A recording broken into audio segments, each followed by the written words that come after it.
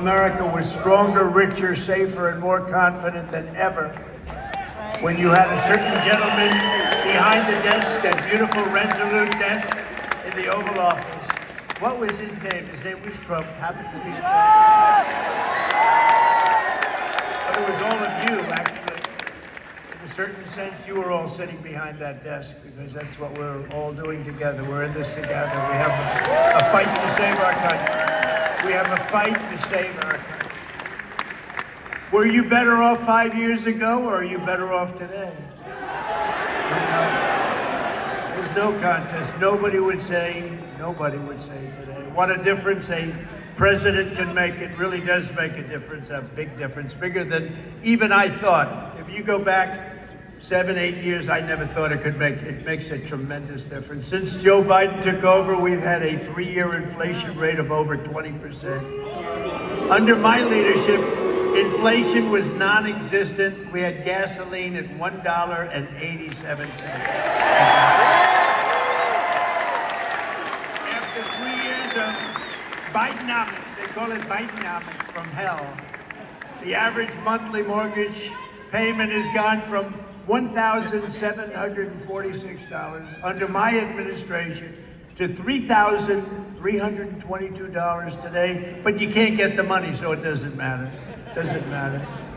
Biden's handlers are making the banks much richer and making you much poorer. The handlers, they are making the banks rich, and the banks discriminate against conservatives. They discriminate against religion, because they're afraid of the radical left, I suspect. I think the bank regulators are doing a big number in the banks because they're not allowed to do business with you.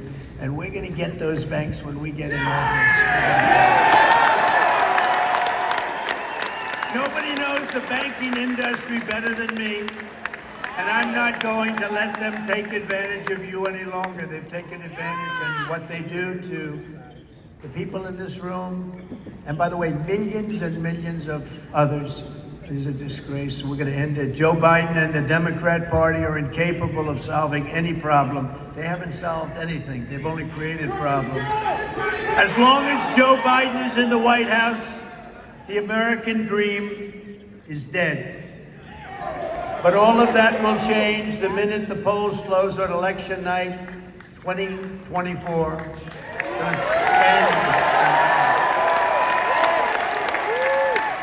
The next economic boom will begin the instant the world knows that crooked Joe Biden is gone and Donald J. Trump has won 4 more years as president.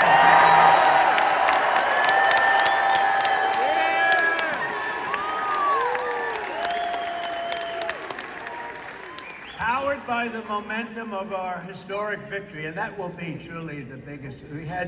I think we probably have #1 spot. I don't even think there's much of a doubt about it, 2016, but this is bigger.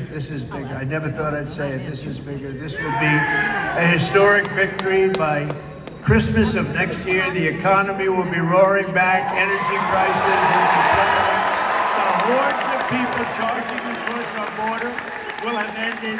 The invasion of our country will have stopped. We will stop the invasion very quickly.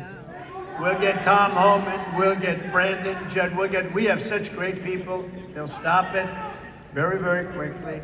Because just like 3 years ago, they know that I will catch them and send them home. We were sending them home by the thousands. MS-13, thousands and thousands of gang members sent back home.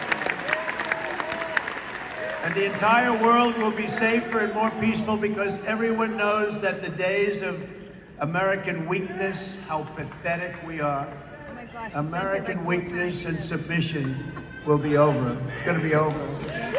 You know, we sent out, I don't know if you know, thousands and thousands of MS-13 gang members, the worst. These are the worst. We sent out thousands of them, and the countries didn't want to take them because under Obama, they never took them.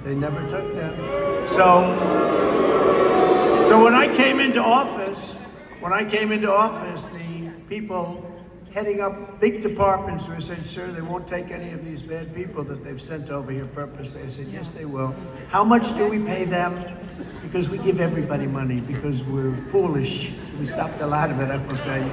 We would have stopped it all But then a thing called COVID came along. We had to solve that problem. A gift from China, the China virus. You're right. China virus. I said, how much do we pay them? El Salvador, Honduras, how much do we pay them? They said $750 million. That's peanuts compared to a lot of them. I said, inform them that we're not paying them any longer. And I got calls from the three of them, Guatemala. I got calls from the three of them the next day. Sir, is there a problem? Yeah, the problem is you don't take. They would put airplanes on the runway so you couldn't land the planes with the people that we brought, prisoners that we brought back. We didn't want them in our country.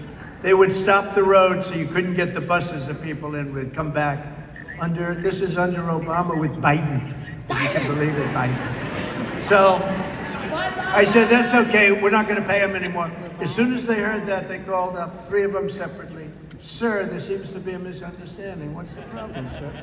I said, you're not taking the people that you sent us back. You're not sending the people that were in your jails. You're not taking them back. Well, but sir, you haven't paid us the money that you're supposed to pay. I said, no, I'm not going to pay. Sir, really, there seems to be a misunderstanding. We would love to take them back, sir. Don't you understand that? So they took them back, and we took out thousands and thousands of people in this country, and I mean the most vicious people you've ever seen. Gang members, a lot of terrorists. We took out people that nobody believed, and we had for 4 years, and I never talked about it during the 4-year period. I didn't want to give myself a little bad luck, and then the next day something happens. We didn't have one attack in 4 years. We had the travel ban.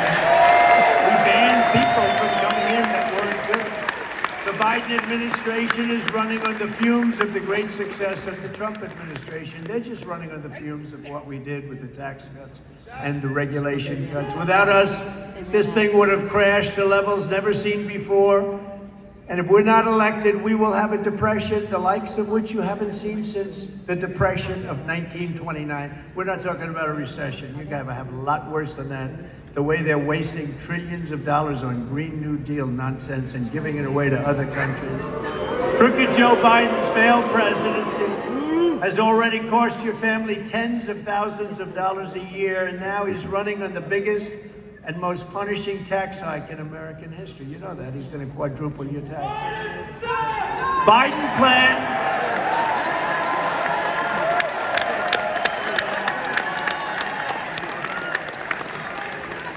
plans to obliterate the Trump tax cuts and raise income taxes on American families all across the nation. Crooked Joe will put you really in the poorhouse, and I think I don't even get the politics of it. What is the politics of it? They don't know what they're doing, but you're going to be in the poorhouse to fund his big government Green New Deal, which is a socialist scam. And you know what? You have to be careful. It's going to put us all in big trouble. The Green New Deal that doesn't work. It's a Green New Scam. Let's call it from now on the Green New Scam.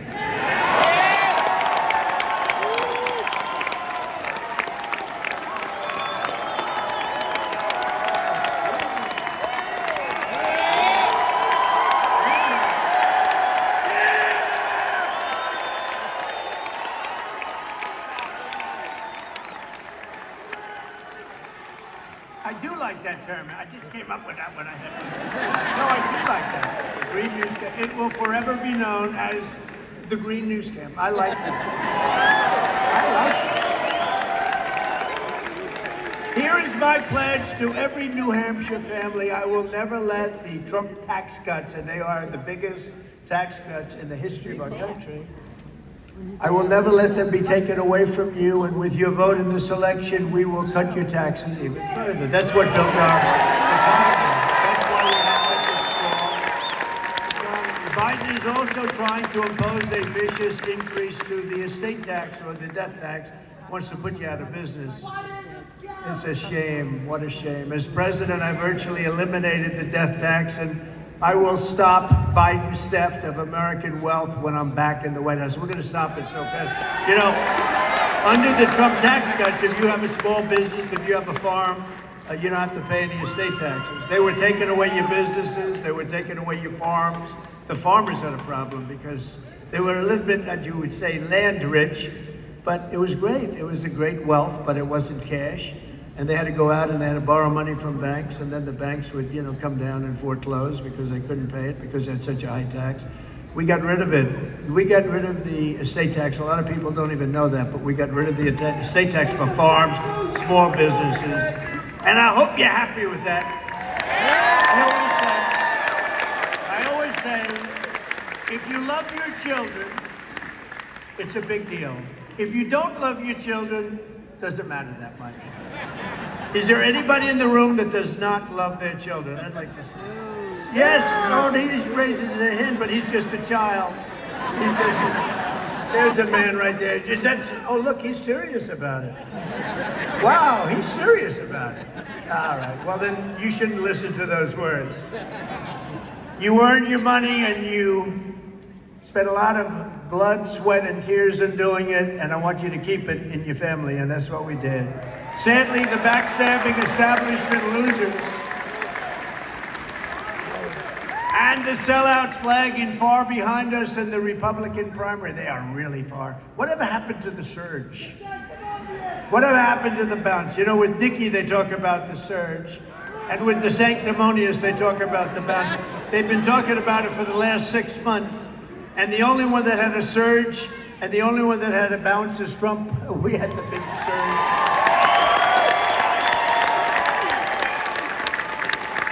I saw where they said last week, Nikki Haley is surging. And then I said, oh, that's not good news. That's not good. And she is compared to him, but not compared to us. So we're like at 70, she's at 7. And she went up to 8, and he went down to 9, and she could overtake him, but we'll be about anywhere from 50 to 60 to 70 points above. And they talk about the surge. You have to read the story to believe it. That's the fake news. There is no surge.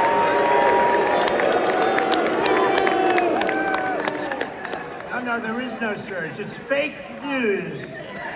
Whoa, there's a lot of them back there.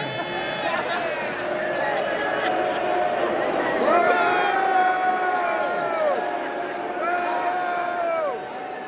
There's a lot of fake news. What are you doing? You don't have anything better to do on a Saturday afternoon? Look at all.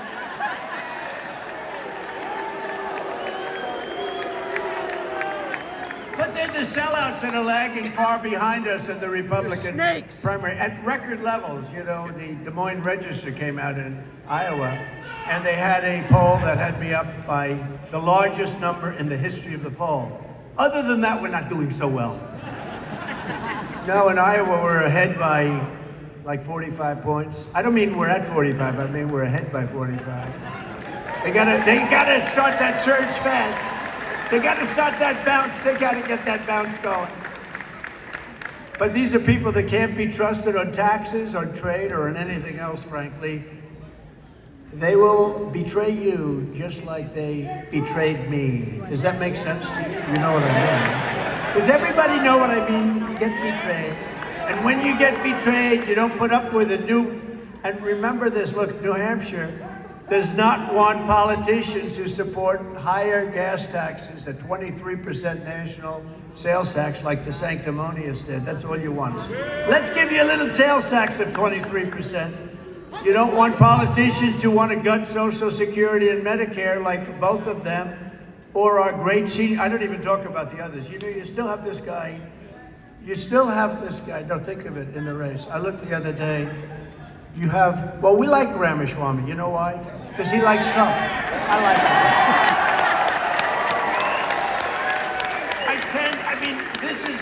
This is probably a personality defect, but I tend to like people that like me. But if you take a look at Hutchinson, this guy's still in the race. He's been at 0. Hutchinson has been at 0 for 6 months and he's still out campaigning. Needs to drop out. Ada, I call him Ada. It's Asa. I have to say it's Asa because otherwise they'll say, oh, he didn't know his name. He didn't know. No, I call him Ada. More appropriate name. But no, this guy's out campaigning. He's been at 0. One poll had him 0 with an arrow pointing less. That means he's at less than 0 for months. He's been campaigning. Does he have nothing better to do? And who opposed? Oh, he says, what about, please, sir, do not call him a fat pig. We cannot. He says, what about Christie? He's a fat pig. You can't, no, look. Please do not call Chris Christie a fat pig. Okay? It's not appropriate. Because you're not allowed to use the word fat. Use the word pig, but you can't use the word. No, we don't want to call him that. I don't want to call him that. And all of them, they opposed the Trump travel ban on entry from terror-afflicted countries. If that's okay with you, I'd rather have that. We're going to have very little crime in this country very soon. As soon as we get in, we're going to have very little crime in it. There are some in New Hampshire who are actually advocating radical left Democrats to vote in our Republican primary to help make our big lead look a little bit smaller. It's not going to have a huge effect, but you know what? Don't let it happen. Don't let it happen. These are subversive people. Don't let it happen. We need to send them a message. We have to send the whole world a message because the world thinks our country's a total mess, and it is. You don't want a candidate to do your bidding and the bidding of Wall Street, the Washington establishment, the fake news media, the deep state, and the military-industrial complex, of which I was a big contributor because I bought more. I rebuilt our entire military. Much of it coming from New Hampshire, as you know. Much of that beautiful new stuff. Unfortunately, gave a lot. They gave a lot. They gave a lot to Afghanistan, about 85 billion worth, which is in the most shocking and horrible period of time, I think in the history, the most embarrassing period of time in the history of our country. 13 incredible soldiers killed, 38 horribly wounded, arms, legs, face horribly obliterated, hundreds of people dead, and leaving a lot of Americans behind, and leaving $85 billion worth of equipment behind. These people are stupid people. They're stupid. They're stupid people. You know, we didn't lose one soldier in Afghanistan for 18 months. I told the head of the Taliban, the media got upset when I called. He said, why would you speak to the Taliban? I said, that's where the problem is. Remember they asked Jesse James. Jesse, the great bank robber, Jesse, why do you go after banks? He said, because that's where the money is. I went after the Taliban because that's where the killing was. And I spoke to Abdul. I said, Abdul, don't do it. Abdul, don't do it. We didn't lose. It was a rough conversation. That's okay. We didn't lose one soldier from that conversation. On 18 months, we didn't have one soldier. Under Obama and Biden, they had a lot of people. We didn't lose one soldier until that horrible day, that horrible, stupid day. What a stupid group of people. They took the military out first. No, you take the military out last. You get your people out first. You get your equipment out. You get your people that have helped us out. There are those people. Of course, you know, we won a war. We took people that we have no idea who they are. We didn't take the people that helped us. We took whoever was able to get into those airplanes. Remember the sight of those planes pulling up with many people on the planes, hanging onto the wheels and falling at 3,000 feet. I mean, it was what a mess. What a mess. This guy Biden is the worst we've ever had. No, New Hampshire wants a president who will never betray you, who will never forsake you, and who will never sell you out. You're not going to be sold out. And you know that because for 4 years I was your president, and you had the greatest 4 years that you've ever had. And that's why next month New Hampshire is going to weed out the insincere rhino. Does everybody know what that is? Republican in name only.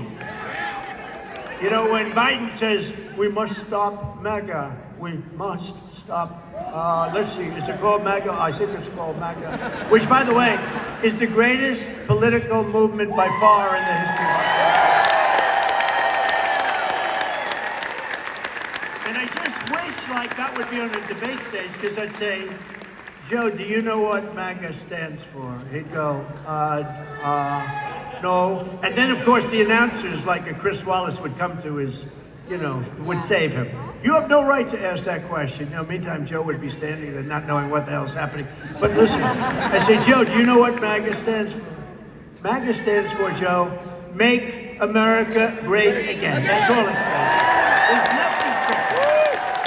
There's nothing tricky. But you'll be able to vote for your all-time favorite president, me. Which is good. Together we will continue to fight for the state like no one has ever before. Nobody's ever fought for your state like I did. I didn't like your governor very much, but I got him everything he needed. You get egged.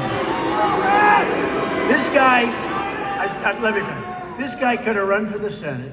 He could have won because he's got a name a long time. I liked his father, actually. Once I won, his father was nice. Before that, he was nasty. But once I won, he was very nice. I don't know what happened to him. But his son is, he's like a spoiled brat. His son is like a spoiled brat. But here's the story with him. So he ran for president without having the courage to run for president. He was all over the country campaigning. And he got like 2. He was beating Ada Hutchinson. That was about it. He was beating Hutchinson by 2 points. Even here in New Hampshire, I think I was beating by 60 or 70 points, right? He was, and you know what? He's hurt himself so badly. So he's endorsed somebody that can't win, has no chance of winning, and he's out there working, but he's a selfish guy. He could have won the Senate at that time. Now he couldn't get elected dog catcher, but he could have won the Senate, and we would have had a majority. But he decided not to, so we put some other guy up there that nobody ever heard of. And he almost won, he lost, but he was close. But he could have, because of name recognition, he could have won, but he was a selfish guy. He said, I want to run for president. And he had no chance, no chance. He had less chance, well, right in the same category. So what he did is, his wish was whatever he could do to stop Trump, because he didn't like me and I didn't like him. But the thing is, I didn't like him. I always felt guilty. I gave New Hampshire everything they asked for and much more, and it's hard to do that when you can't stand the governor, right? But a selfish guy. And when we had the race in New Hampshire, he didn't help us at all. I called him, I said, we'd love to have your help. And he said, oh, I'll do that. And he didn't do a damn thing. He didn't lift a finger. We can ask Steve about that. We can ask Corey about that. He didn't lift a damn finger. So he's a selfish guy who can't get elected anything right now. And it's a shame. It's a shame. Because you know what? You have one of the great states, and we're the ones that kept you there. We are the ones that really, and it's important to me. It's like a tradition. And I think what the Democrats did is a terrible, terrible thing. In fact, Biden essentially isn't running in your state. I would say that's a pretty good slap. So they're trying to do some write-in votes to see if they can keep him. But what a mess. This guy, what he's done to our country is a disgrace. What he's done to our country is a disgrace. So to defend New Hampshire workers and manufacturers, I will pass the Trump Reciprocal Trade Act. You know what that is? That's the greatest thing ever. I love it. If China or any other country makes us pay a tariff or a tax, let's say 200 or 100 or 300%, you have no idea how big they are, then we will make them pay a reciprocal tariff or tax, the exact same amount, 100, 200, 300. That's easy. I had a certain senator that's not into the financial world, and he said to me, so, because we were all set to get that passed, and then we got hit with COVID, and we had to worry about that one. But we were all set to get that passed, Reciprocal Trade Act, my favorite, just about my favorite thing, because all these countries, they rip us off. Now, we put big taxes. You don't realize we took in hundreds of billions of dollars because of me from China. Nobody else took in 10 cents, but we took in hundreds. But we had a reciprocal act with some of them. But they all rip us off. We were all set to get it done, but I had to convince one senator. So I went to him and I said, listen, here's this nice guy, but not into this. If they charge us a tax, we charge them a tax. He goes, wait a minute, let me get this straight. They charge us, we charge them, right? That's it? Yeah, that's it. Very simple. You got my vote. You got my vote. How can you not vote for that? But we have people that would actually say, no, sir, we want to keep it the way it was. And which probably means that somebody's taking pretty good care of them, I'll be honest with you. I will revoke China's most favored nation's trade status, which is ridiculous.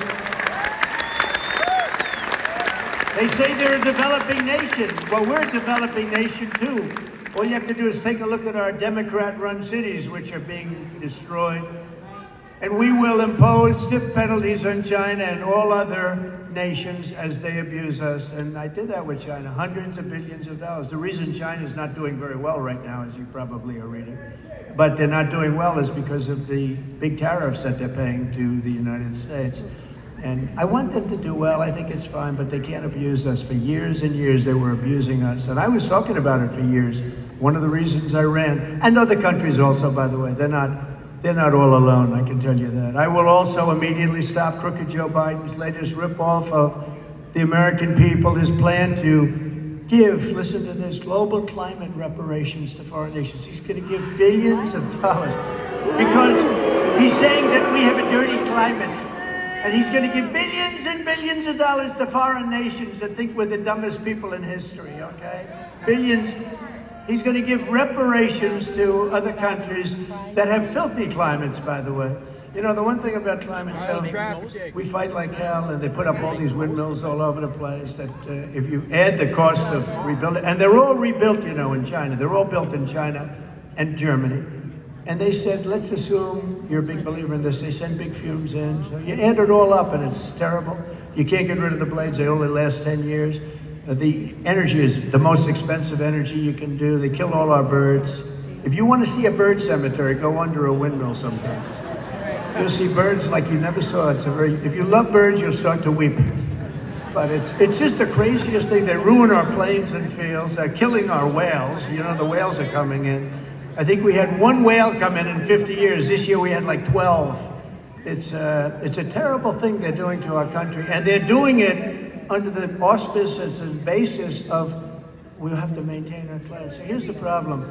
China is right now building 50 coal-fired plants, okay? Big plants, bigger than anything we have.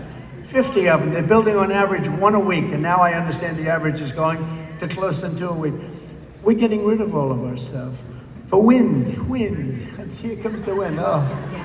It's not powerful enough to fire up our factories. Solar. You ever see a solar area? They take up areas of the desert. They might as well take the whole damn desert, you know.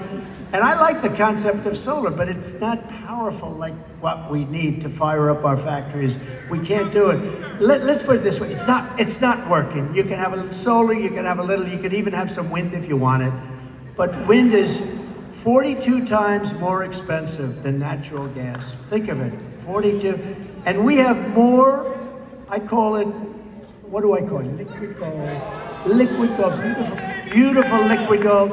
They have more liquid, we have more liquid gold under our feet than any other country in the world. Any other country, no country has what we have. And what do?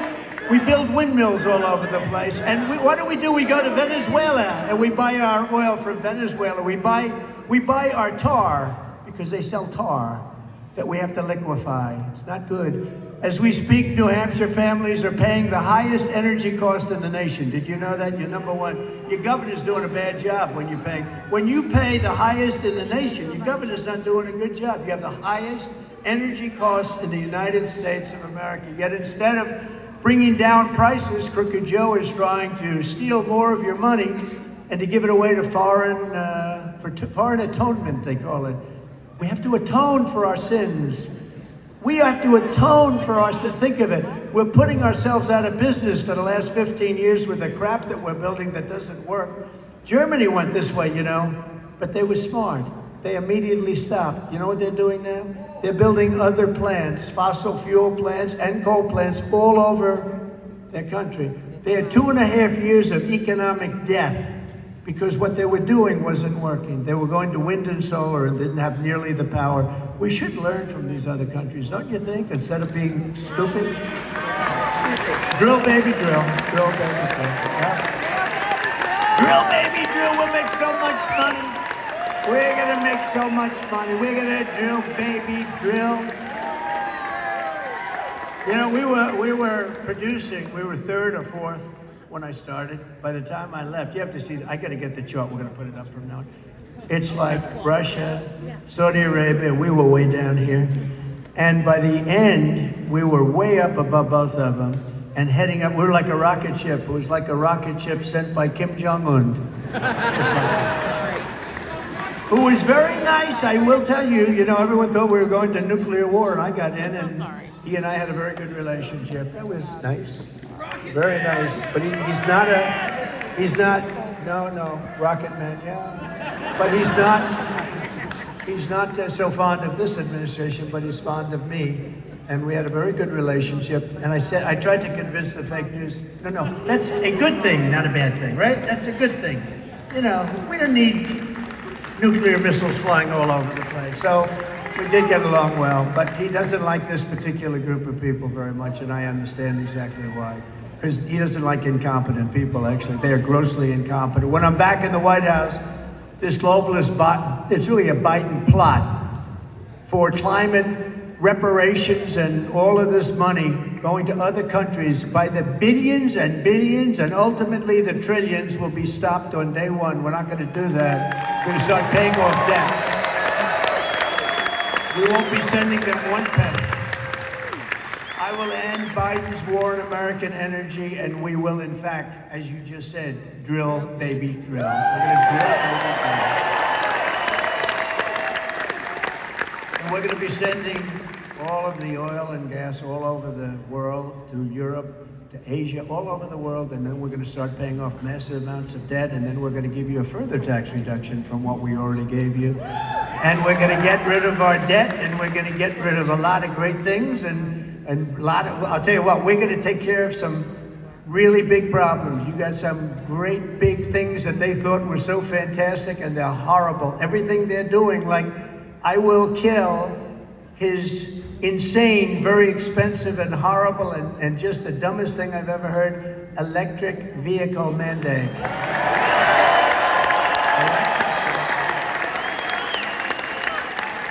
They don't go far. Sarah. Let's say you're in New Hampshire. Let's say, because Joe gets that mixed up a lot. He'll say, well, let's see, we're in Idaho now. No, Joe, you're in New Hampshire. So you're in New Hampshire, right? You're in New Hampshire, and we want to, let's say, drive down to Boston. Let's say that's about 3 stops.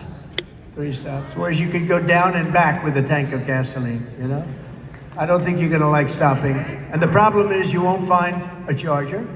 And if you do, it's got lines. And they're trying to enforce this. The problem is, honestly, they don't go far. They're very expensive, and they're all going to be made in China. I was telling the United Auto Workers, I think they're going to all vote for me, other than the top 2 people. I think they're all going to vote for me. I said, the deal is a killer because they're going all electric, and if you go electric, you're going to have those cars, they've got to be made in China because they have everything you need for electric. We have everything you need for a nice tank of gasoline. Yeah. We have everything you need. We have it right under our feet. I think we're going to win the auto workers. I don't know if you saw in Detroit and Michigan, the vote. We're up 11 points in Michigan, which is pretty unusual. 11 points. Because they get it. You're not going to have an automobile industry anymore if they do this. You know the worst? They want to make all trucks electric. And the problem with the truck electric is a big, beautiful, brand new 18-wheeler, a big beauty, can go 2,000 miles on diesel fuel, right? Clean diesel fuel goes 2,000 miles. An electric truck, comparable size, but there's no such thing because the battery is so big you'd have to take up almost the entire truck to hold the battery. These are minor details, though, according to the Biden administration. So, but an electric truck, you'd have to stop. It goes 300 miles. So you got 2,000 miles versus 300 miles. That means you'd have to stop 6 or 7 times. Whereas the other way, you don't have to stop at all. And the trucking industry is up in arms because they don't know what to do. They're all going to be out of business. You talk about a supply chain problem. When do you see that one? And the worst thing is they want to make our army tanks all electric. So that we can go in and we can blast the hell out of a foreign country. But we'll do it in an environmentally friendly way. These people are crazy. Crooked Joe puts China first. He puts Asia first, Ukraine first, illegal aliens first, environmental maniacs first. He puts everyone first, but he puts America last. He puts New Hampshire last. He puts our workers last. He puts our farmers last. He puts everything that's good, he puts it last, and I put New Hampshire first, and I put America first every single time.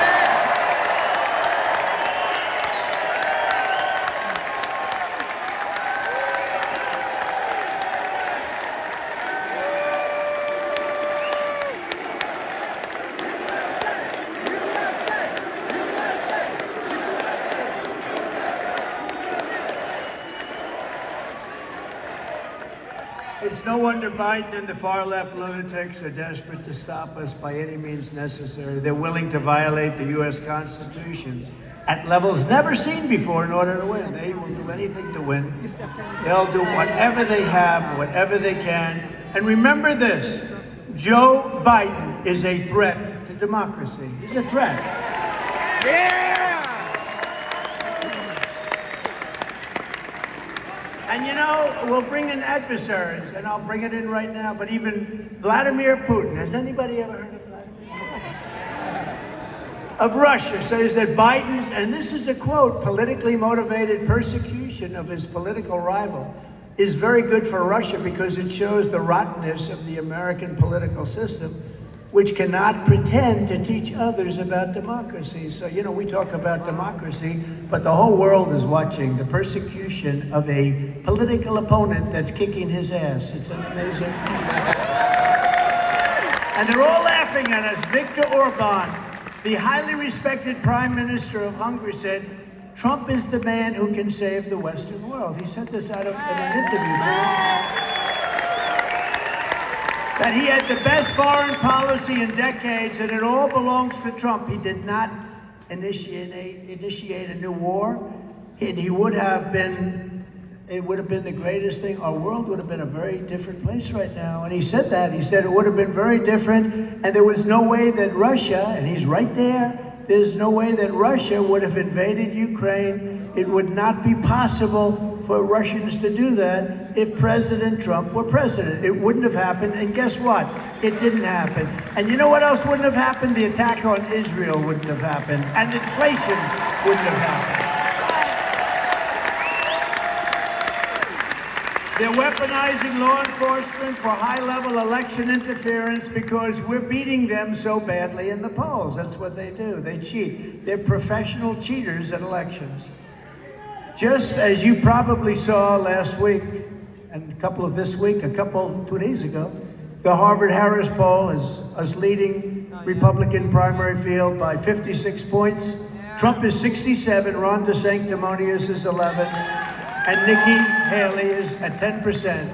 Where is the bounce? I want to see that bounce. I'm so... No, they're talking, they keep bouncing. They keep bouncing between each other. In the new Rasmussen poll, just out the general election, I guess 10 points ahead. That's not bad. In the Washington Post, how about that? 10 points and 11 points up on Biden. They were so unhappy. They said, it must be a mistake. It must be a mistake. So they went back and redid it, and they had to actually add another point. That was sort of a clue. And the Bloomberg Morning Console poll just out has us beating Crooked Joe substantially in every swing state, like by every single swing state by a lot. The radical left Democrats rigged the presidential election of 2020, and we're not going to allow them to rig the presidential election of 2024, right? Not going to allow it, right? Every time the radical left Democrats, Marxists, communists, and fascists indict me, I consider it a great badge of honor, because I am being indicted for you. Thank you very much. Thank you, I appreciate it. Thank you very much.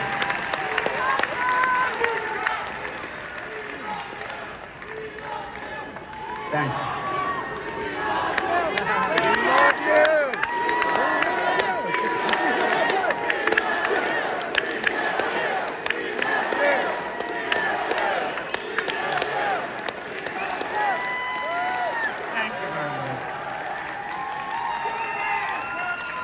And never forget, our enemies want to take away my freedom because I will never allow them to take away your freedom. It is very simple when you think. They want to silence me because I will never let them silence you. And in the end, they're not after me, they're after you. I just happen to be standing in the way, and I will always be standing in the way. You know, I had a great life. I had a life of tremendous luxury. I built a tremendous company. You actually got to see that with this fake trial I have going on in New York. Tremendous cash, very low debt, greatest assets. Nobody has, very few people have assets like, and I could have been all over the world sampling my assets. And instead I'm in New Hampshire with you, and I'm very happy about that. But they ask me, a lot of times they get asked this question, sir, you had the greatest life anybody could have. Would you do it again? I said, absolutely. I'm so honored to do it because we made America great, and then they've destroyed our country, and we're going to make it great again, greater than ever before, and there's nothing I can do that's going to top that. I've had plenty of the other life, right? We've had plenty of the other life. We got a lot of work to do. You know, when they let, I think the real number is 15, 16 million people into our country, when they do that, we got a lot of work to do. They're poisoning the blood of our country. That's what they've done. They poison mental institutions and prisons all over the world, not just in South America, not just the 3 or 4 countries that we think about, but all over the world. They're coming into our country from Africa, from Asia, all over the world. They're pouring into our country. Nobody's even looking at them. They just come in. The crime is going to be tremendous. The terrorism is going to be, and then we built a tremendous piece of the wall, and then we're going to build more. And the election was rigged, and we didn't do it, but I figured they'd just throw it up. It would have taken 3 weeks. It was all built. It was all ready to be just hoisted up. The exact wall that the Border Patrol, who are incredible, Brandon, Judd, and all of the people at Border Patrol, that's exactly what they designed. They had the anti-climb bars. They had everything. And you know what they did? They didn't want it to go up. They sold it for 5 cents on the dollar. Can you believe it? All of that stuff. It's a very sad thing. This is far more than a campaign. This is the greatest political movement in the history of our country. It really is. There's never been anything. We're engaged in a righteous crusade to liberate this nation from a corrupt political class that is waging war on American democracy like never before. We've never seen anything like this before. If you put me back in the White House, their reign will be over and America will be a free nation once again. We are not a free nation. So we're joined today by some wonderful people. Republican National Committeeman Bill O'Brien. Bill, wherever you may be. Or Bill. I don't know where you are, Bill. There are a lot of people in here. Caroline Levitt. She's fantastic. Where is she? She is fantastic. Wow. You are something. I watch her on television just ripping people's hearts out. Thank you, Caroline. A man who I just think he's fantastic. He loves this state. More than any place, he loves this state. This is where he wants to be. He has a lot of options. He's done very well, but he loves you and he loves our country, and he had so much to do with our success. Corey Lewandowski. Corey, great guy. He's a great guy, and I'm thrilled to receive the endorsements of State Senator Kevin Avard. Where's Kevin? He's around here someplace. Thank you, Kevin. That's a beautiful endorsement. Thank you. I appreciate it, Kevin. We won't let you down. As I say, we will not let you down. You know what he wants? He wants success for the country, right? So thank you, Kevin. Former State Senate President and candidate for governor Chuck Morse is here. Chuck, thank you. Appreciate it. About time you get rid of that governor of yours. Yeah. And the president of New Hampshire Federation of Republican Women, Elizabeth Girard. Thank you. Good job. Thanks as well to New Hampshire Moms for America Action and their commitment. They're incredible. Moms for America just gave me the award, by the way, Man of the Year. That's a big one.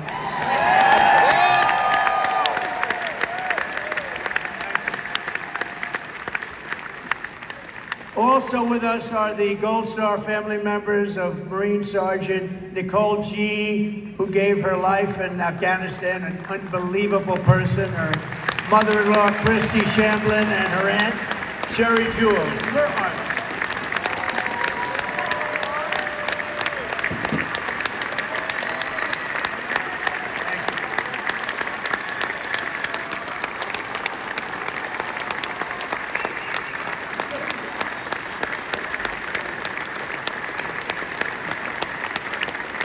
Incredible people.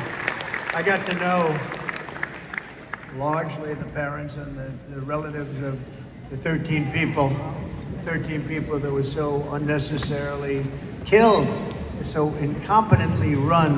There's never been anything like that. You take the soldiers out first. You're supposed to take the soldiers out last. And I had it set we were going to leave Afghanistan. We were going to keep the air base, Bagram, because it's 1 hour away from where China makes its nuclear weapons. They didn't keep it. You know who has it now? China has it. One of the biggest air bases in the world. But I got to know the relatives, parents, and other relatives of these 13 people very well. We went to Bedminster, New Jersey, where I have a place, and they all came. And we listened to music all through the night. And they thought I'd be there and stop by and say hello for about 5 minutes. Oh, do you think you'll come? Oh. I ended up, what did I say, like 3 hours? We listened to music all night, right? And it was beautiful music, and they thought of their loved ones looking down. It was outside. It was such a beautiful night, right? And we'll do it again. We're going to do that again. They said, do you think he'll stay 15 minutes? I said, no, not 15. How about 3 hours? That's about what we were together with. It was a great, that was pretty great. But we love all of you, and we will never forget her sacrifice. In that case, she was a fantastic person in every way. For 4 straight years, I kept America safe. I kept Israel safe. I kept Ukraine safe, and I kept the entire world safe. As Viktor Orban said, he kept the entire world safe. He said they respected him, and America, when he was president, was feared. We were feared. Not a nice word to use, but we were feared. They didn't play games with us. And now they laugh at us like we're a bunch of foolish jerks. What a horrible turn of stake. And we will once again have peace through strength when all of us become the 47th President of the United States.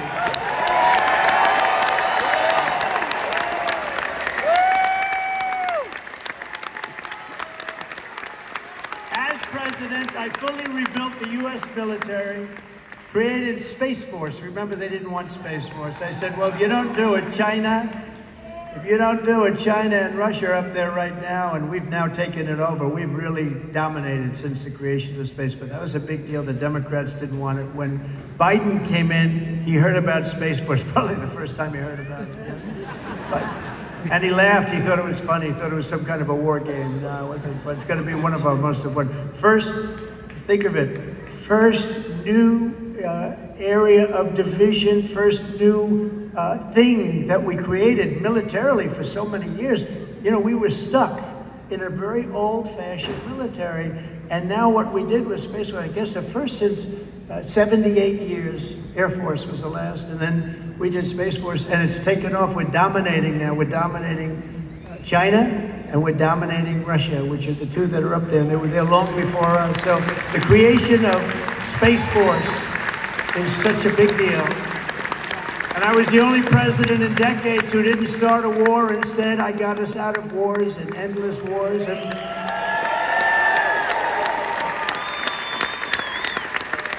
one of the wars I got us out of was a war against ISIS. We defeated ISIS. It was supposed to take 4 years, and I got it done in 4 weeks. Would you say that's good?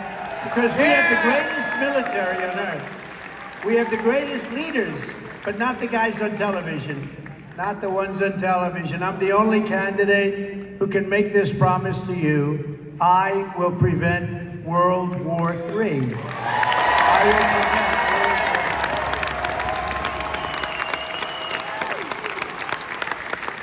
III. Because our country has never been so unsafe. You know, you're talking about the power of weaponry today compared to the Second World War and the First World War. It's times 1,000. Most powerful weapons ever even thought about, ever conceived, ever built. And we can't have a world war, and we're closer to World War III today than we've ever been at any time in our history. And the word nuclear is being thrown around every single day. When I was president, we didn't talk about nuclear. You couldn't talk about it. It was a word that was banned. You couldn't talk. Now they talk about it every day. We talk about it, they talk about it, and we will keep you out of World War III. World War III is not going to be army tanks going back and forth, shooting at each other, boom, boom, an airplane having a little fight in the sky. This is the big stuff, and if it's going to be total obliteration, we cannot have World War III. We will keep you out of it, and we'll keep you out of it because of strength, because of the strength that we have. But we have a man now negotiating for us. We have a man now negotiating for us who truly can't speak. He can't put two sentences together. They ask him a question at a news conference. He has no idea what the hell they're talking about. And when you look at what he did and what he says, even to Russia, when they did attack Ukraine, the way he spoke was so bad. I said, you know, I think it looks like that's going to happen, because what he's saying is so bad. It's the exact opposite of what you should be saying. He can't put two sentences together, and he's responsible for negotiations on nuclear weapons in World War III. The guy makes a speech. He can't find the steps. They're all over the place. See this stage? This stage has 1, 2, 3, 4. Most stages have more than that. But in New Hampshire, they want to cut back on the costs a little bit. So they only give me 4 options. But when I'm finished, I actually pick one of the 4. He can't find the stairs. And if he finds them, he can't get down them. The whole thing is not believable. Can you imagine President Xi of China? Powerful kind of a guy. They hate when I say that. Oh, you say nice things now. He controls 1.4 billion people rather ruthlessly, right? Can you imagine when he sees this guy walk into an office or walk? I wonder what he said. I'd love to be a fly on the wall. I'd like to hear what they... I will tell you, number one, they can't believe it. But our country is in great danger. Most dangerous because of weaponry and because of where we are and all of the things that are happening. Again, Ukraine wouldn't have happened. Israel wouldn't have been attacked. Inflation wouldn't have happened. Oil price wouldn't have gone like that. You know, part of the reason that Russia could go in, because at $100 a barrel, Russia's making a fortune. They'll be the only country to make money during a war. Wars are very expensive. But because of that, they drove it up. And this guy has no clue as to what's happening. We're at the most dangerous point in the history of our country, in my opinion. And unfortunately, I've been right a lot of times, you know. Remember the hat that goes, Trump is always right? I have been just about right. He said all the time, I have been right. And I don't want to make that prediction because I don't want it to be a prediction, but there's a real chance that we could be in a world war, and it won't be like any other, believe me. Together we achieved the most secure border in U.S. history. We built 561 miles of border wall and got Mexico to give us 28,000 soldiers free of charge, 28,000. I don't know now, it's a good time, and it is a Saturday afternoon, and everyone is like, what the hell are we doing on a Saturday afternoon? Does anybody want to hear the snake? Should I do the snake? Yes! Those beautiful ladies from North Carolina, they've seen about 100 rallies. I don't know what the hell's going on with their husbands. Are your husbands? Do the husbands have a little problem with it? Should I do the snake? No, they've come to 100 rallies. This is their 100th, and they're incredible. They have a group of about actually 50 of them, and we appreciate it. How are we doing? How are we doing in North Carolina? Oh, thank you. We're doing good. I think we're doing good everywhere. You know why? Because number one, I did a good job, but also when you compare it to the incompetence that we have right now, there's more spirit right now than we've ever had before. So this is sort of a metaphor, and this is about people coming into our country who you know are going to be a disaster because they come from jails and prisons. They come from mental institutions and insane asylums. They always say, sir, please don't use the term insane asylum. You know what that is? Silence of the Lambs, right? That's Hannibal Lecter, the legendary Hannibal Lecter. And they're coming into our country now, totally unchecked, unvetted. And this is very much as to what's going to happen, in my very humble opinion. On her way to work one morning, down the path along the lake, a tender-hearted woman saw a poor, half-frozen snake. His pretty colored skin had been all frosted with the dew. Poor thing, she cried, I'll take you in, and I'll take care of you. Take me in, O tender woman, take me in for heaven's sake. Take me in, O tender woman, sighed the vicious snake.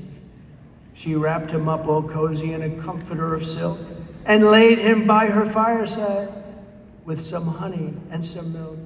She hurried home from work that night, and soon as she arrived, she found the pretty snake she'd taken in had been revived. Take me in, O tender woman, take me in for heaven's sake. Take me in, O tender woman, sighed the vicious snake. She clutched him to her bosom. You're so beautiful, she cried, but if I hadn't brought you in by now, you truly would have died.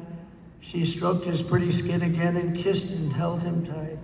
But instead of saying, thank you, ma'am, the snake gave her a vicious bite. Take me in, O tender woman, take me in, for heaven's sake. Take me in, O tender woman, sighed the vicious snake. I saved you, cried the woman, and you've bitten me, but why? You know your bite is poisonous, and now I'm going to die. Shut up, silly woman, said the reptile with a grin. You knew damn well I was a snake before you took me in. Does that make sense? Yeah. Does that make sense? Because get used to it, because this country is going to go through hell. These very, very stupid people are allowed to stay in office. It's a horrible thing that's taking here. They are indeed evil people because they know what's happening. They know what they're doing.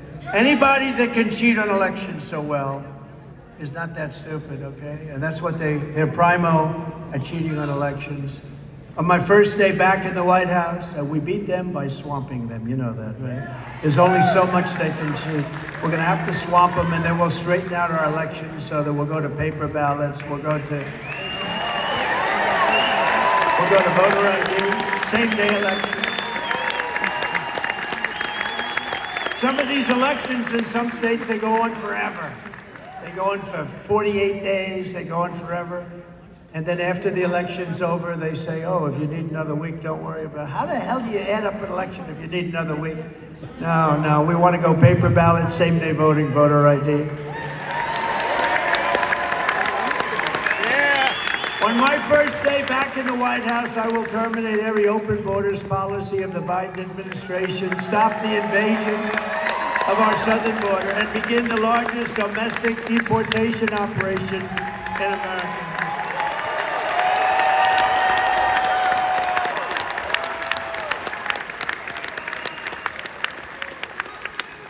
Now, you know, as soon as we win, and I always like to say if, because, you know, we don't want to be stupid, if. But, you know, I feel we're doing very well, but I don't like to curse it. But as soon as we win, you know what's going to happen. People are going to flood out of the country. They're going to flood out before we even do it. They're going to leave the country because they're going to understand that. I will immediately restore and expand the Trump travel ban on entry from terror-plagued countries, and I will implement strong ideological screening for all illegal immigrants. If you hate America, if you want to abolish Israel, if you sympathize with jihadists, then we don't want you in our country. We don't want you. We will restore law and order to our communities, and I will direct a completely overhauled DOJ to investigate every radical, out-of-control, fake, crooked prosecutor in America for their illegal, racist, and reverse enforcement of the law. I am also going to indemnify all police officers. This is a big thing, and it's a brand new thing, and I think it's so important. I'm going to indemnify through the federal government all police officers and law enforcement officials throughout the United States from being destroyed by the radical left for taking strong actions against crime. Our law enforcement, our police officers are forced not to do anything when they want to. They really want to solve the problem. They're told not to do it under the threat of losing their pension, losing their house, losing their family. That's what's happening to them. They're losing everything. They're told not to do anything. We have to support our police. Our police know everything that has to be done. We're not going to allow anything bad to happen to them again. They have been totally put aside. If you remember in Minnesota, Minneapolis, where they took over the police station, they took it over and they burned it down. By the way, what happened to those people? Are those people in jail with the J6 hostages? No. What happened to those people, come to think of it? They're not in jail with the J6 hostages. I don't call them prisoners, I call them hostages. They're hostages. In addition, we will take over our horribly run Washington, D.C. and clean up, renovate, and rebuild our capital city so that it is no longer a nightmare of murder and crime, but rather it will become the most beautiful capital anywhere in the world. Our parks will be cleaned, all tents and graffiti will be removed, slum areas will be removed and rebuilt to the highest level of elegance and strength. And in addition to our capital, we're going to rebuild our cities into beacons of hope, safety, and beauty better than they have ever been before. We're going to rebuild our cities. It will be the greatest investment ever made, and we will work with Democrat leaders of those cities. If you can believe that they have Democrats, every single one of them is run by Democrats, and they're all failing, and they're crime-ridden, and they're horrible. But all of these failing places to make sure that this rebuilding will be a lasting and compassionate one. It's going to be. Safety will again be restored so that children can go outside with their mothers and fathers and play in the park without being beat up, molested, or shot.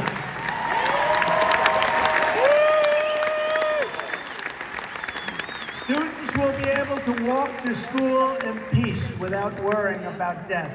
Crime rates will plummet and people will no longer move. Look, they're moving out of the cities. They're going to move back into the cities. We want that to happen. Right now, they're moving out of the cities because they're crime-infested havens of hate. We're also going to stand up to the radical left, communists, Marxists, fascists, and frauds who have taken over our universities. They've taken over our universities. You saw that this week. They've destroyed the reputations of once highly respected schools like Harvard, MIT, Columbia, Stanford, University of Pennsylvania, the great Wharton School of Finance. It's so sad to see it all happening. And others indoctrinated our youth and brought censorship and anti-Semitism to our campuses. Under the Trump administration, if universities discriminate against conservatives, Christians, Jews, if they attack free speech, we're going to take away their tax advantages and grants. We're going to take away their endowments, and they will pay us billions and billions of dollars for the terror they have unleashed into our once great country. And by the way, it's not a great country anymore. It's a total mess. Our country is not a great country anymore. Our country is a mess. You remember CAG? Keep America great. I couldn't use it. I said, America's not great now. I wanted to say, keep America great. So we went back to MAGA, make America great again. But it's not a great country. It's a crime-ridden mess. We're also going to fight to give you much better health care. Obamacare is a catastrophe for all American families. Even Elizabeth Warren, often referred to as Pocahontas because of her great Indian heritage, says it needs to be fixed. Remember Pocahontas? But even Elizabeth Warren said it needs to be fixed. It's in bad shape, very, very expensive. Very expensive for the user. We're going to make it much less expensive for the people with much better health care. We're going to make it